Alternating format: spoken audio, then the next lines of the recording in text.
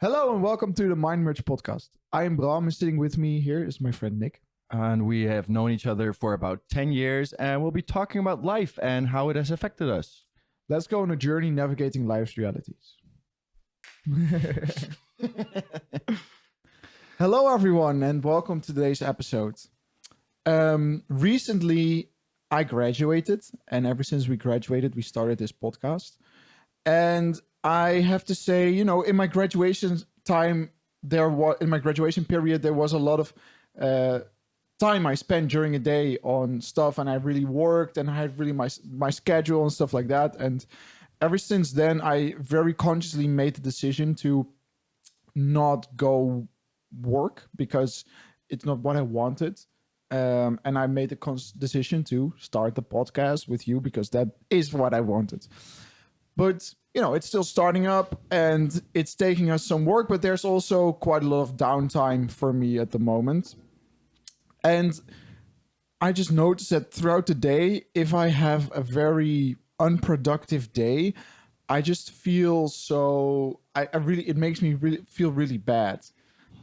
At the end of the day, if I was on the couch all day and I was gaming or whatever, then at the end of the day, I'm always like, why didn't I do anything? I feel kind of feel bad. I feel useless. For being unproductive. For not doing anything, for not spending my time on the stuff that I really want to achieve, and this is always days where the editing is done and, stuff is releasing and we did plan a new date for a new recording day and everything. But, there is nothing to do for me, but, the bottom line is I don't do anything. And that's what make me feel bad. And why does that make you feel bad? Because it makes me feel useless, like I'm not worth in here, like I'm not doing anything, or I should be achieving all these goals that I set out for myself, and I don't spend time on them. I don't do them, and it feels like, but I wanted all these goals, right? I consciously made this decision to not immediately start working, to just follow the passion and follow the things I want to do. So why am I not spending time on it? That's what it feels like. So you're not spending time on it and it's making you feel useless or unproductive, and it makes me feel unsuccessful, basically. So what you could say. Okay, kind of when I think about it, it makes a lot of sense, because also for me is when I was when Corona sort of happened, my study went onto a pause. I was home a lot. I fell into a depression, let's just say, and suddenly I was behind a year and I failed one of my classes, and suddenly my whole class moved on and I was sitting at home. I finished most of my classes, I passed them, but there were some assignments that I still had to do, but I had to do them at home. But I was just sitting at home every day. I didn't have classes to go to. I was comparing myself with the other people that were going to school, that were following classes, but it made me feel very bad. And it felt like I was unsuccessful, and it made me even more depressed, let's say. Yeah. Because I was comparing myself to the people that were doing things, and the more that I was at home, the more difficult it was getting to become productive and putting myself out there, because I was comparing myself to the others that were doing it. Yeah. And then after a while, it became almost impossible for me to put myself out there to become productive, because I felt like I identified myself with what I was not doing. So I felt pretty much like a failure for not being in the classes, for even being depressed. Like, what is wrong with me? Why can those other people be successful in the things that they do? Yeah. And I have to be the person, or I am the person that is somehow failing at life. The comparing yourself to others feels very relatable, because you're always, you have this image of in your head of what it's like to be successful, and you you connect certain people with it. You're always like, oh, I recently talked to this person, and they, for example, started their own business, and they had so much energy and they did their thing, and this was really where I was like, whoa, I want to be like this. This person is successful in my eyes. And you constantly relate yourself to this, which is so exhausting for me, at least, and I'm guessing for you as well. So the reason, obviously, why we're talking about this, the subject of the episode is we wanted to talk about success and what it means to us, what it means to other people, and our perspectives on success. Because there's nowadays a lot of stress on being successful, right? There's a lot of, especially in our interest, the personal development stuff. Yeah. There's a lot of stuff. You need to do this and this to be successful, and you need to achieve this and spend your time efficient. And there's but success is a very broad term which can include a lot of things. I think it's a very personal meaning. Yeah. So I think success is different for everyone, because when I really think about what is a successful person, I'm going to be thinking about personality wise, how are you treating other people, and also maybe career wise, but that it is not always the main part. Yeah. So that successful is way broader than just having a good income, having a nice car, having a house, and that it also depends on how you treat other people. Do you have respect for other people? And what are you like generally as a person? Yeah. But somehow when you do not fit into the image of the society and having the job, having the nice car, having the house, that you do not feel like a successful person. Yeah. Even though I think for me, what the meaning is as when you're happy, when you have, when you're content with the life that you have, and that you're a good person. And it's funny you mention this, because for me, there's such a conflicting voice in my head where on the one hand, I really feel like, I'm exploring my passions and doing whatever we want with this podcast, being very independent. But on the other hand, it's not necessarily your most convenient career path. So there's obviously a lot that still needs to be like, if you have a job, people know what that means and know what sort of you proved yourself by having that job, and there's this sort of stability, which is for us, it's kind of different, like at the point of recording, it still needs to take off. Like we love doing this, and that's why we're still here. But for people around us and also to ourselves, it's kind of like, but we still need to prove ourselves, and we're just here because we think it's fun, and we're just doing whatever we feel like doing. But there's this conflicting voices in our head, and we were talking earlier about all these different definitions of success. There's your definition of success can be very personal, and in my experience, it all just really depends on your values and on your priorities. We actually looked at what's the official definition of success. And we found the first one we found was obviously Wikipedia. And the Wikipedia states success is the state or condition of meeting a defined range of expectations. So, meeting a defined range of expectations. In my eyes, and I don't know if you agree, a defined range of expectations. Another word for this is a goal, because a goal, it's sort of a goal I set for myself. In a way, it's also an expectation I set for myself. I expect myself to get there, to do that, to accomplish this. Exactly, but it's always a defined range. Like we want to grow the podcast in a certain way. We have very defined goals when it comes to that, which is, it's also, the definition also kind of hard to understand because it's all personal. Stated very. Oh yeah, I meant more the way it's phrased, because it's very broad, which is why the next one we found, which is from Oxford, is just the achievement of a goal. Success is the achievement of a goal. But then there are a lot of different kinds of successes. And if you achieve your goal, is it really a success? Because let's say your goal is to get a promotion on your job. Yeah. And as soon as you get the promotion, you're going to be happy. Your life is fulfilled. It's complete. Everything is added. But as soon as you get the promotion, you're still sad. Yeah. So you've achieved the goal, but are you really successful?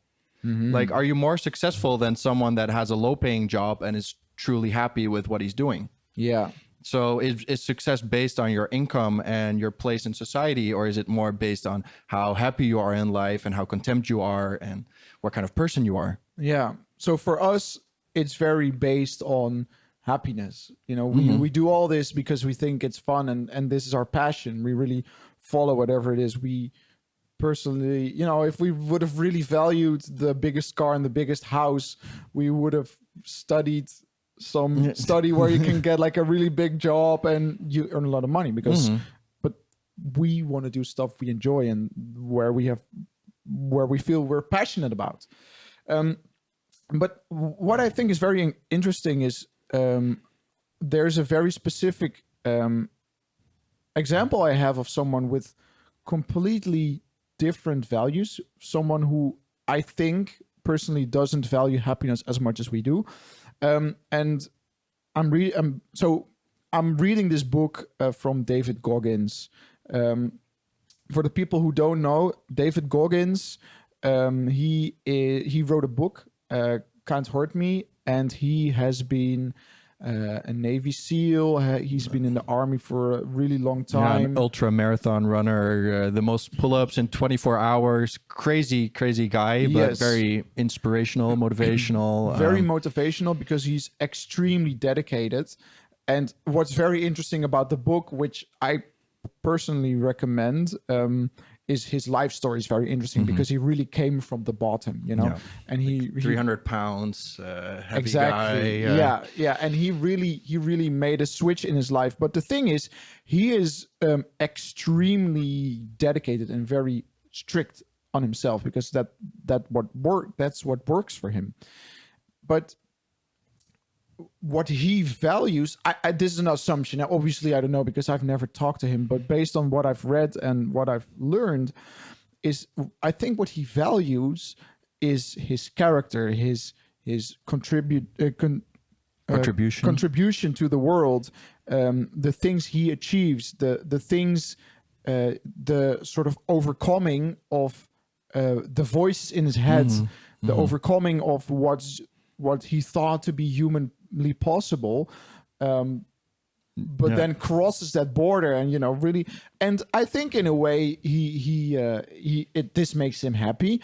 But on the backside of the book, I don't remember the exact words, but on the backside of the book, it also says something about happiness, how his way of life isn't necessarily a path to happiness, but it's a path to, I don't think he says success, but it's a path to, I don't know, dedication or efficiency or growth, growth, stuff like that. So what you can, you know, his priority list is, his definition of success is completely different from ours. So this is why I think that success is way more like a priority list. What do you think is important rather than one thing to achieve? Like, I think you have a lot of different areas that you can be successful as, and maybe as when you have them all together and you've achieved every single one, then maybe you're truly happy or successful, depending on how you see being successful. But I think it could be your personality wise, it could be your career choice, it could be how much time you spend with family. Anything could be a part of being a successful person. It just depends again on your personal. There's a lot of different areas you can be successful in. So, for example, millionaires, they have been very successful. Okay, let's assume you're a millionaire coming from nowhere, right? You're very successful in having a lot of money, or like in your career, you know, if you have a very successful business that's really earning a lot of money, you're very successful in your career. But I've heard from people who know millionaires or who know a lot of millionaires, is they're not necessarily the happiest people in the world, because in order to achieve whatever they wanted to achieve in their professional life, they had to sacrifice a lot on other parts of their life, on their personal life. So people, I don't know, like people who are divorced or stuff like that. So on one hand, they're very successful, but on other parts in life, they're maybe not so successful. Yeah, I've seen a couple of these interviews with, let's say, billionaires, and they ask what their biggest regret is when they're older. And a lot of the times it is not spending enough time with family. Yeah. Because sure, you have all of this money, you're accomplished in a certain area in life, you're successful also on an area in the society area. Yeah. You've made the money, you can do whatever you want, but it doesn't necessarily mean that that truly gave you happiness. Exactly. And happiness and success for me is way more connected to happiness, right? It's but it's very true. There's quite a lot of stuff. I hope the listeners, if you hear some noise in the background, that's Nina rubbing her face on the tile floor. Anyway, I think we could also kind of learn from, you know, we value our success in our happiness, in our mental health the most probably. But if we're broke in 5 years, you know, we maybe also didn't do that well, because it will also affect our mental health. So success is, in my eyes, that's why I said it's more like a priority list. And I think it's very important to be aware of your priority list. What's high? Is it happiness for you? Is it whatever it is? You know, people know what will be their highest priority. Yeah, no, but it's, I think on my priority list, it's always been, I took care of my grandparents for multiple years and I really love doing that and enjoy doing that. And I think that is also part of what I like about myself. And I don't mean to sound like cocky, but more that's really something that I like about myself, is how I treat the elderly. And I hope that one day someone will be like that for me. And that was one of the areas, and then you have multiple areas, but the one that doing my studies, having a place in society, took over. So that felt like, even though you had 4 good parts about yourself, about being successful as a person for me, the only part that was failing was the one that was in control. That was the one that was always there, that was always making noise, because the negative one is the, how should I put this? You only miss something when it's gone, so you don't really appreciate the things that you have, but more you think about the things that you do not have. Yeah. And it's also one which was on the outside, you know, the studying. It's something, you know, if you come up to someone, especially if you're a student, people are like, oh yeah, what do you study, what do you major in? And that's just one of the first things that you talk about, because it's something that's very much on the outside and that really defines you as a person in society. At least that's how society looks at it. While not that many people know you're taking care of your grandparents. What's going on the inside or behind the closed curtains. Exactly. And since it's so much on the outside, what you study, it's something that in a way other people judge you for, because it's the thing they see, you know. It's the cover. They always say don't judge a book on its cover, but that's because the cover is there. It's on the outside. But since other people judge it, you judge yourself for it as well. Yeah. Does that make sense? Yeah, Yeah. I think after a while, sort of, I'm not sure if it's the right word, identified myself with what I was showing to the outside world. And that became the only part of me which I believed to be true. Yeah. So I didn't study. I was sitting at home. I was lazy, but that's the way it was with my depression. But that was the only thing that I was. What I showed, what was visible. But there were a lot of, let's say, lost dreams within. Yeah. And they were still there, but they were invisible. I couldn't touch them. I couldn't know that they're there, because the only thing I could think about is, oh, I don't have this, I don't have this, I don't have this.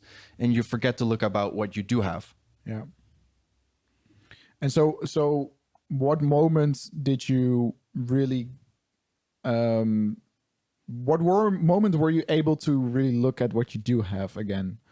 What's the moment where you realized, wait, I'm more than just what's on the outside? I think accepting the place that I'm at. So accepting that I'm just the way that I'm feeling right now, accepting this, accepting that, accepting every part of me that I was showing. And then when I finally accepted it, the voice wasn't as loud. So it wasn't always judging me for being lazy, for being at home, for not completely following my study. And as soon as I accept it, it's like, okay, when you accept it, you can leave it somewhere else. Yeah. You can leave it in the background and suddenly there's space for new thoughts. Yeah. And suddenly there's part from the inside, what has always been here, but suddenly it has space to grow, to get out, to explore. And if there was a sudden, I think after accepting it. Yeah. And also in a way identifying, right? Or maybe because you were talking about how you sort of forgot how you were on the inside. How did you really forget, or was it still there, but did you just need to realize it? You just need to realize it. I think sure also sort of forgetting, but it's more because it's not visible. You have to really consciously think about what is actually here. Yeah. And how did you realize or realize what was there? What's on the inside? I think if you would look at like an iceberg, and on the top side, you think like, oh, this is just a small little iceberg. And then they say, oh, but there's a lot more down, what is invisible, what you cannot see. And it made me think about like, okay, but what is there with me? What is there to see? What is there more to explore? I'm not just what I am now. I am able to grow. I'm able to be more than I am right now. And I think it could be related to anything. So you were like, okay, you were looking at the iceberg model or thinking about the iceberg, and you only saw the top part of yourself. But since you were like, wait, but every iceberg has something underneath, you grew curious of, oh, but that means I have something underneath as well. Yeah, and I wonder what it is. Or what if I have something underneath? Yeah. What if there's like this big iceberg and I'm capable of a lot more than I might be? Yeah. Because I think on a lot of things, if you only look at the top of the iceberg and you only see what you're doing now, and you tell yourself, okay, but this is the only part of the iceberg and I can't do anything more. Yeah. You're not going to be looking for the rest of what is underneath, what is hidden, what you might be capable of. So for example, in the example of what I said in the beginning, I feel bad for not spending that much productive time during the day. That's on top of the iceberg. And that's why I feel kind of useless, because I feel like that's what people judge me on, however I spend my time during the day, if I'm productive enough. But in reality, there's so much more underneath the surface, which even I don't fully realize, because at a moment like that, there's this negative voice coming from on top of the surface, the top of the water, top of the iceberg. And there might be so much underneath, but I'm not realizing at the moment. Yeah, I think you have to be really open-minded to the possibility that there's a lot more. Yeah. Let's say now I don't know how to talk a certain language. I don't know how to speak German. And if I'll just assume that for the rest of I don't know how to speak German, I'll never know. But what if I can learn German? And in 3 years, suddenly I know German. So apparently that has been underneath the iceberg the whole time. But I always ruled it out. I always told myself, I can't do that. I can't do this. It's not possible because now I don't know German. Yeah. So I think if you push yourself to get something, to get a goal, and be open-minded that you can reach that goal, that has always been inside of your iceberg. Yeah. And this is exactly the message that David Goggins is conveying, actually, because he is really talking about, there's a lot of mind over matter. No, anyway, basically that you can do more than just whatever your mind is telling you to do, physically wise, but also mentally. Yeah. And so he was in the book, he's talking about how he needs to pass a test in order to be allowed for the Navy SEALs, and he's studying like so hard every day. He says he's not like a smart guy, and he's always cheated on tests and everything. And this one makes me think of it so much. He's saying like every single day he studied for so much, and so and he passed the test eventually, like with just about enough points he needed. And so it doesn't necessarily have to be physical, you know, it's Yeah. it's mind over. Yeah, because his whole life he's probably taught himself, I'm not smart, I can't do tests, I can't do this, I can't do that. And if you do not push yourself to actually go ahead and try out and push yourself to the limits and actually learn, he eventually passed it. Yeah. Because I remember he said something about that he was afraid of water. So what he does to himself is he throws himself into the water with handcuffs on and actually face his fears. Yeah. And actually he's capable of doing the things that technically he says he can't. Yeah. And it now I have to say that I don't always fully agree with the book, because my priority list is slightly different. I value happiness more than he does. So, you know, and for me, there's less of an urgency to confront my fears in such a level, you know, than he did. But the result is the same, you know, like anything, because I do agree with the fact anything you can put your mind to, you can achieve. Like that's a very cliche sentence, but it does come down to there's so much more going on.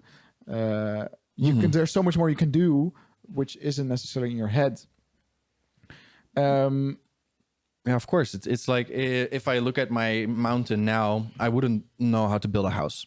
I wouldn't know where to start. I wouldn't know what to do, but maybe it is inside of me to learn it. Maybe it's inside of me to grow to be that person that is capable of building such a house. Yeah. And I think that is the case with a lot of, or like there's a lot more hidden than we realize. Yeah. Like in the beginning, I didn't think I would be able to speak English.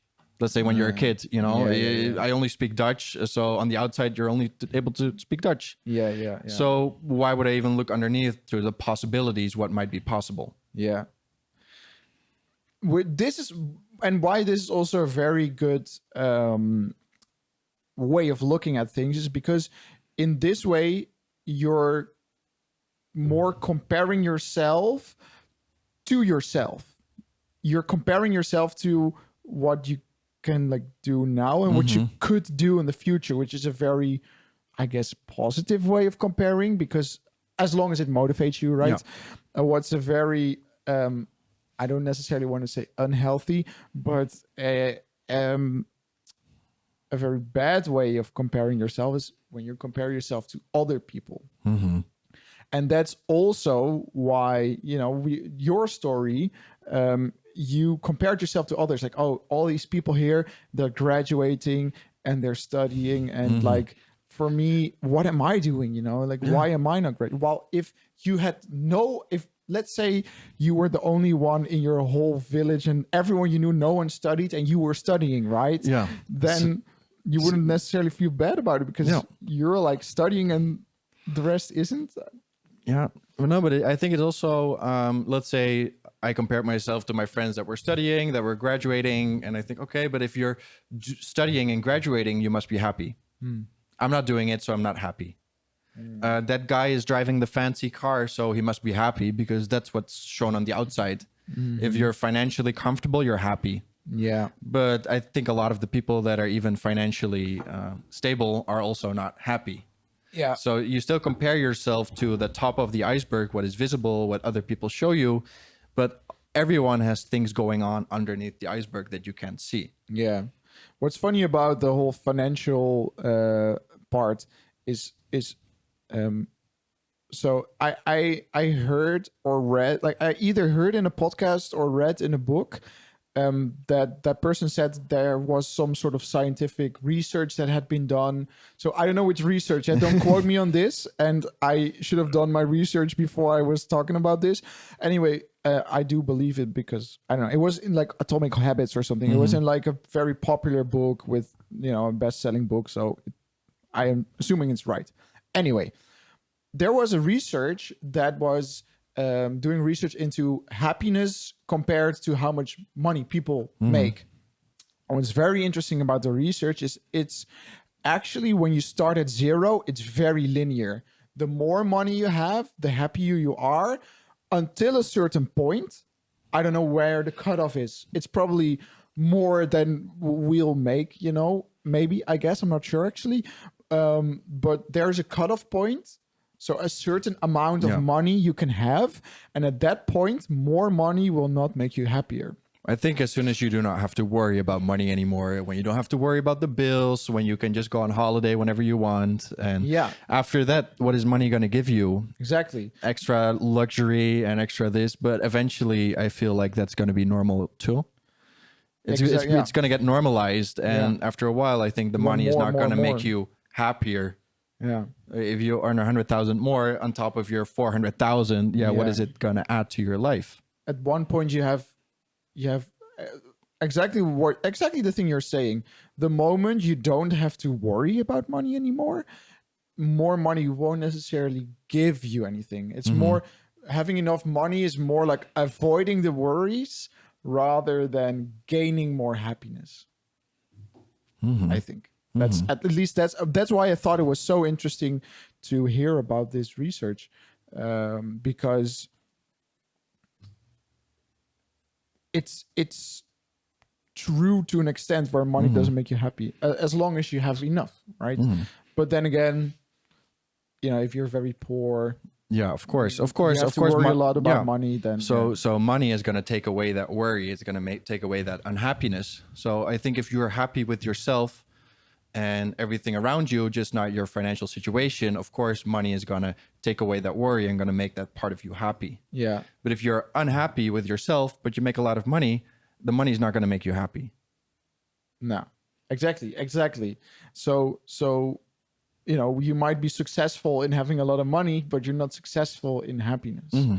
And so coming back to the iceberg, since it's like a very nice way of looking at, you're comparing yourself to what you could be. You're not necessarily comparing yourself to what other people are, could be.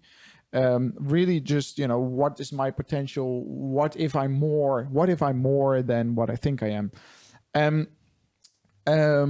So what I think is what a way better way of looking at success is having your own version of success rather than comparing yourself to other people. And I think, what we're talking about, success is not one thing. It really gets influenced by all these different things.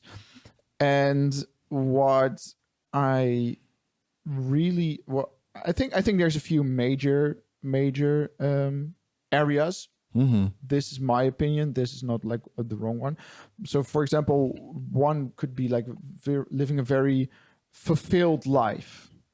Fulfilled is very broad. You achieved goals. You're happy. There's like meaning in your life. You're contributing to something in the world. You're doing something you like. You're doing something you're good at, and being content with what you have. That's another thing.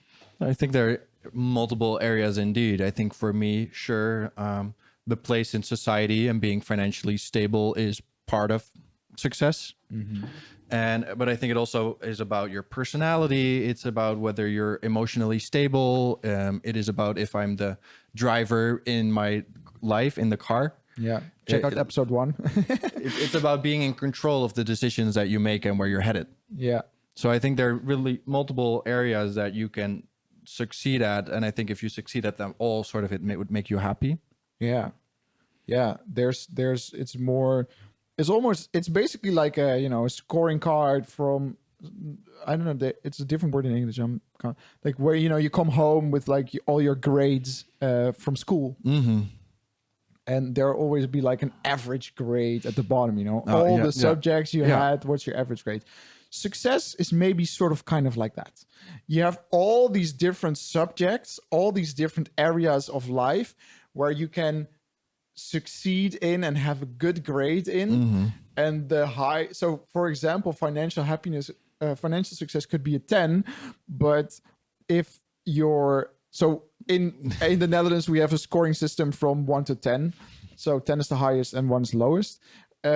If you're, financial is a 10 out of 10, but your relationships with a partner and your family is a 1 out of 10, it averages to a 5 out of 10, which is insufficient. But let's say your financial status is an 8 out of 10 and you're looking for that promotion, and that promotion is going to give you to a 9 or a 10. It's not going to make that big of a difference on the big scale.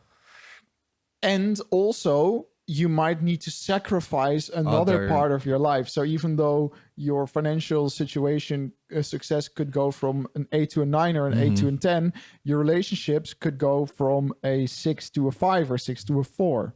So, will it the eventual grade, how much will it affect that, right? And also every single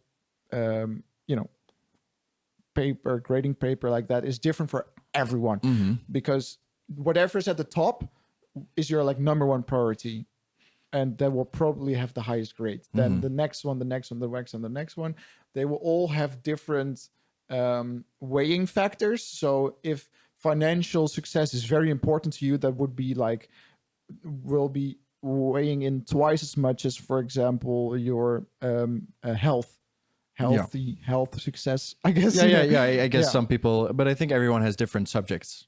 So I think some, let's say for one is physical health is the most important, but someone else doesn't really care about their physical health. I don't think they're both following the same course. It's a completely different course.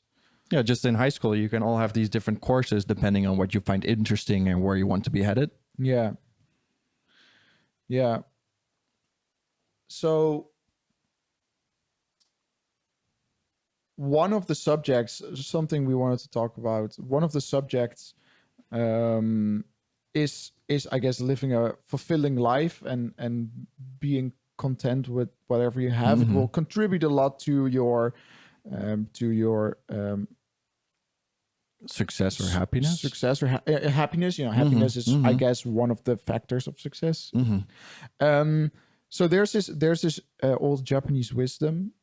It's called Ikigai, and what I think is very interesting about Ikigai is it covers a very wide spectrum, and it's, in my experience, it comes pretty close to success. It's like one sort of wisdom that is pretty close to success.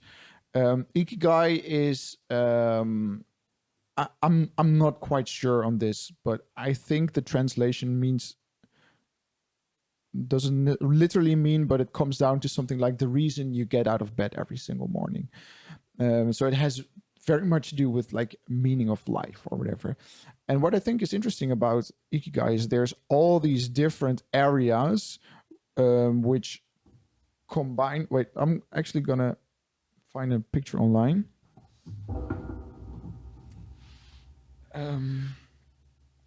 So there's 4 different areas, and so let me adjust my mic a little.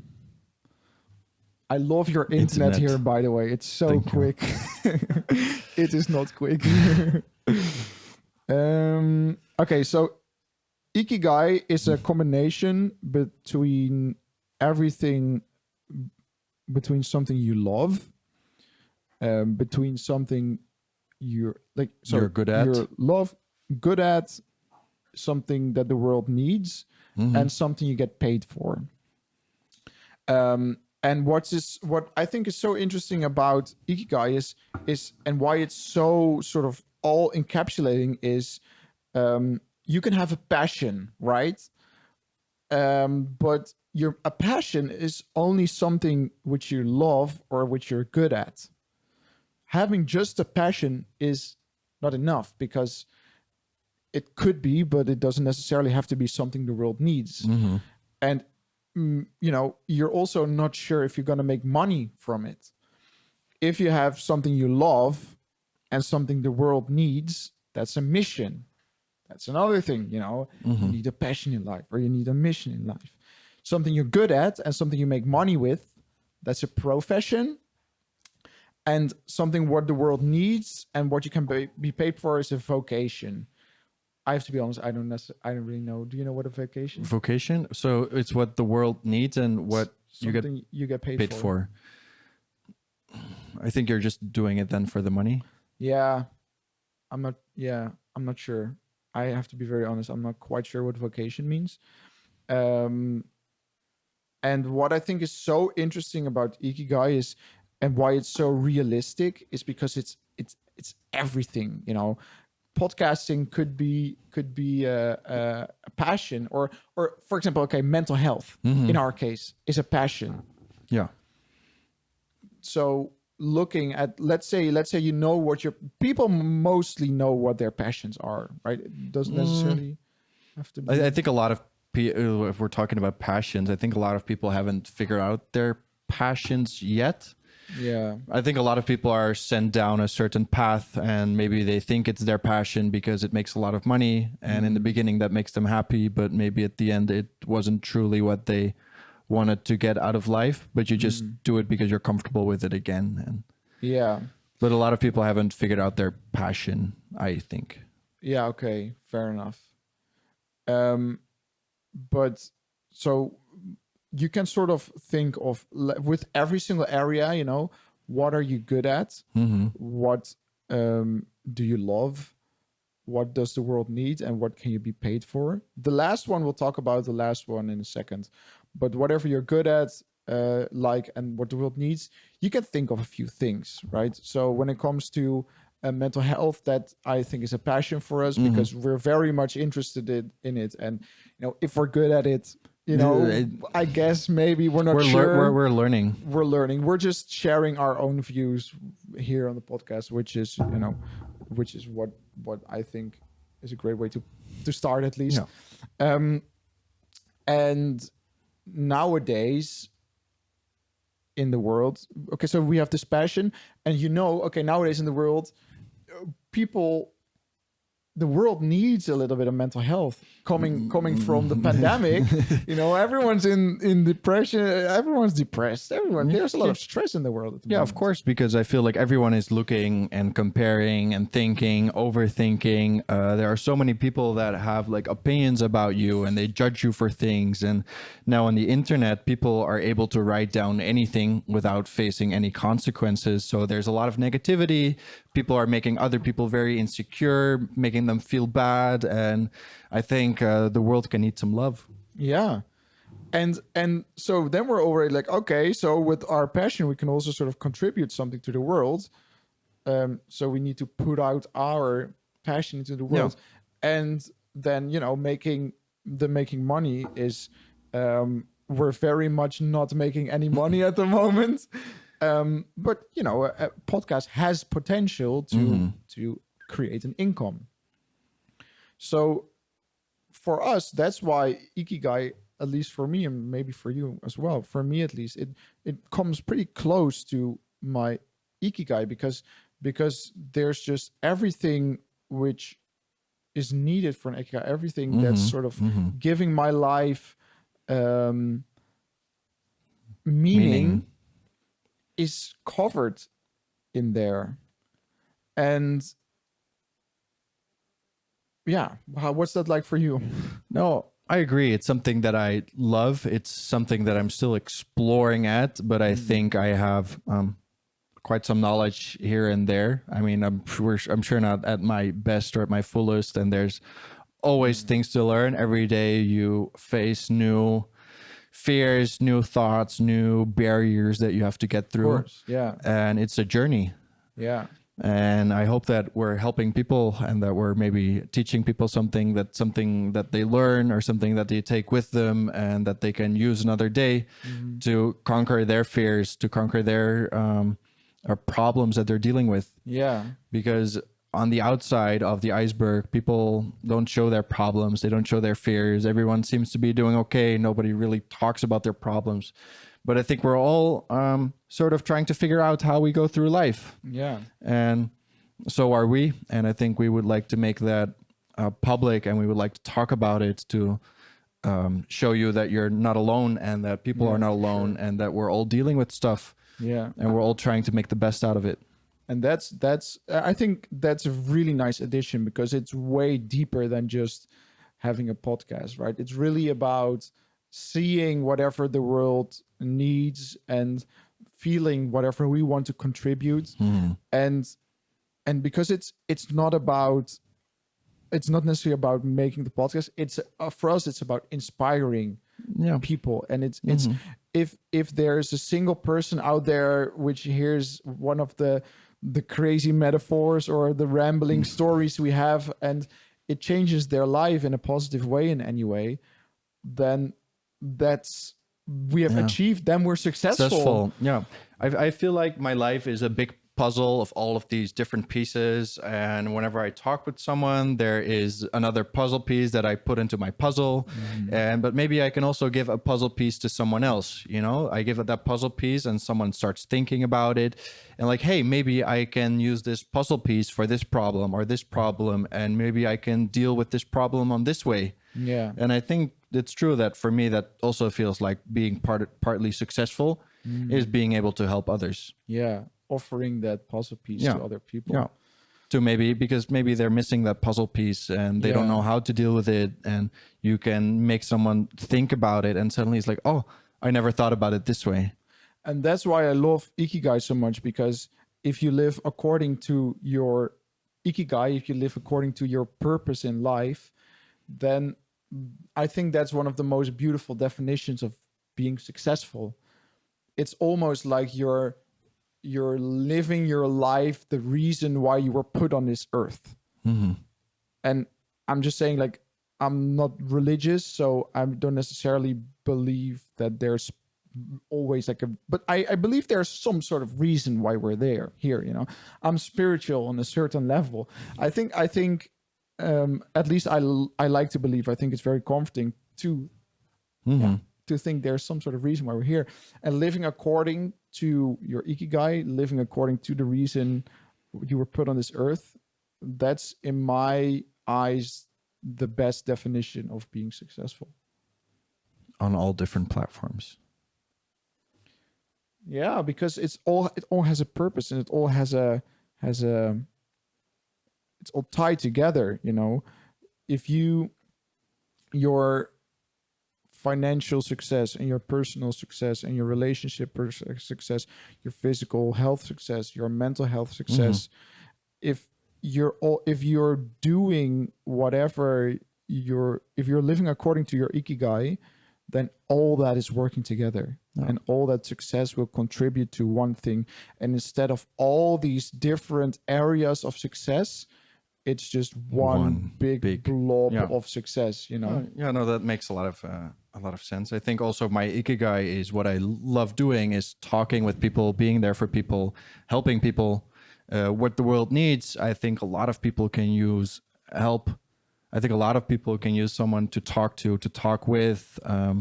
And if it's ever going to be a financial situation, we're going to figure it out. Yeah.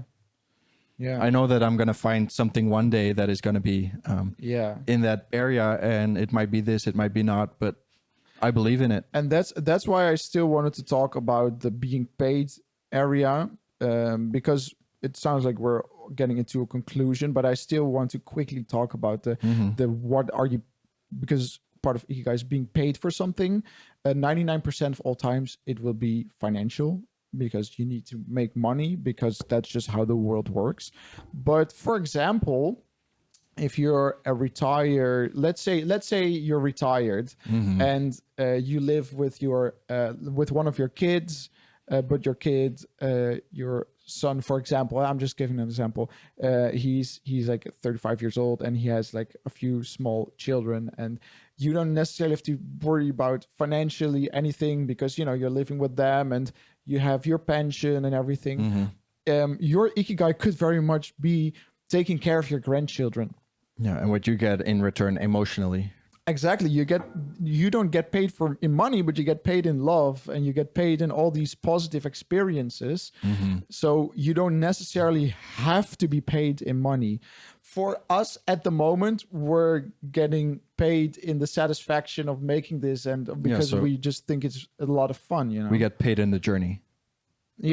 Yeah, we get paid, and obviously, that's actually more what we love than what we get paid for. No, but in result is like what the payment is the experience, is the days together, is the brainstorming. It is all the positive experience you get from it. Exactly. So I think as a conclusion is try to think of your Ikigai, try to think what makes you happy, what the world needs, what you love to do. Yeah. And try to focus on that and not only the things that go bad or the things that you do not have. I think what a nice one is really, exactly. So, but let's take it back to the grading and the priority list. Like, really think about what does your priority list look like? What's your definition of success?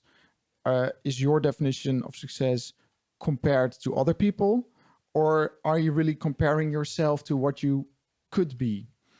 And look at what's your priority. Is your happiness your priority? Is your financial situation your priority? Your relationships your priority? How does that work for you? How does everything get together? Yeah. Well, that's beautiful. I want to say one last thing.